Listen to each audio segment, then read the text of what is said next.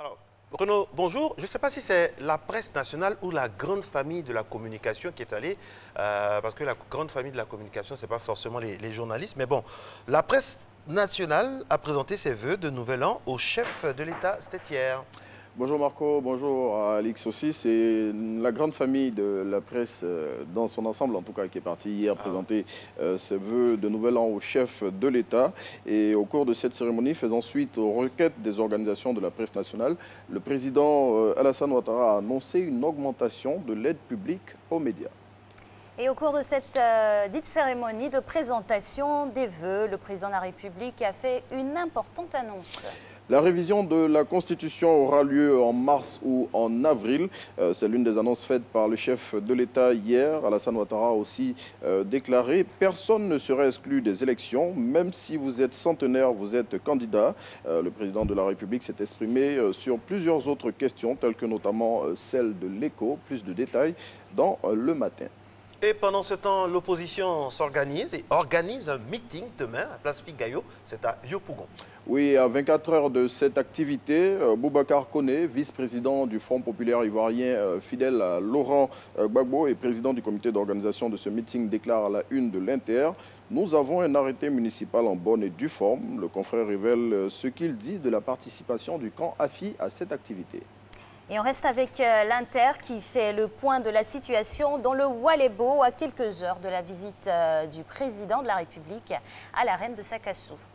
Voici ce qui se passe à Sakassou. C'est ce que lance en manchette le confrère relativement à l'effervescence qui entoure les préparatifs de l'arrivée du chef de l'État dans la ville. L'Inter indique à ce sujet que le préfet de région fait des précisions. Et puis le Nouveau Réveil parle lui aussi de la visite du chef de l'État à Sakassou et particulièrement d'un incident qui s'est déclaré dans la forêt sacrée de la ville. Oui, à 48 heures de l'arrivée du président Ouattara, la forêt sacrée, cœur du royaume du Oualébo, a brûlé hier. Le confrère revient sur les causes de cet incendie et en fait le bilan. Et l'intelligent fixe ses projecteurs sur les opérateurs de téléphonie mobile. Oui, et particulièrement à leur chiffre d'affaires, leur déclaration fiscale ou encore à la qualité des services qu'ils proposent aux abonnés. À ce sujet, le confrère révèle ce que l'État et des consommateurs réservent aux opérateurs de téléphonie cellulaire. Plus de précisions dans l'intelligent d'Abidjan. Et puis à la une de Soir Info, on va parler des appels des chefs d'État. C'est quoi cette affaire? Cette affaire, c'est surtout les stratégies utilisées par nos dirigeants pour éviter que leurs conversations téléphoniques soient écoutées afin de se protéger notamment des actes d'espionnage. À ce sujet, le confrère révèle les techniques utilisées par le président de la République Alassane Ouattara, par l'ex-président Laurent Gbagbo et d'autres chefs d'État africains et occidentaux. Plus de détails dans Soir Info.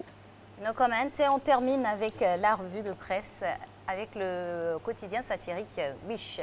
Oui, le confrère qui barre à sa une ce que la plupart des populations ivoiriennes attendent depuis le premier jour de l'année 2020. Et selon vous, qu'est-ce que cela peut bien être, Marco et La fin Alex? de janvier, scandée, fêtée ici par Marcelin et avec votre souris, c'est sûr que vous aussi.